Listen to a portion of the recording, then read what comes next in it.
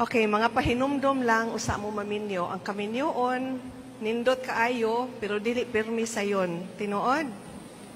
So always remember na it's magical, no? It's magical to fall in love. Nganong magical man sa kay sa daghang taos kalibutan, nganong kamo man gyud ang nag-abot, kamo naghinigug maay, di ba?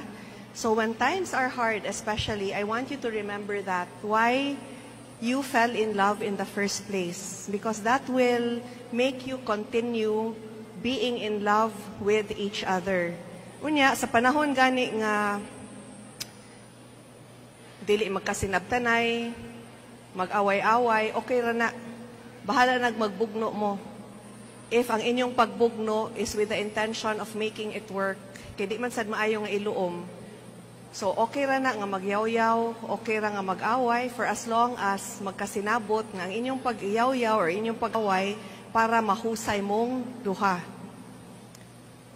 Having said that, I also like to remind you nga naagani mo yung mga kahiubo sa inyong kapikas, ayaw mo pagsumbong sa inyong mga tagsa-tagsa nga pamilya.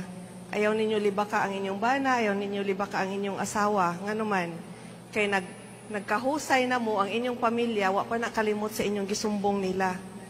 No, so wa na mo naghinigugmaay na mong usab, ang inyong pamilya galagot pa sa imong bana, sa imong asawa. So always, okay, so muna ako isulti ninyo nga ayaw gyud ninyo, always respect your spouse in front of everyone, and especially even when he or she is not around.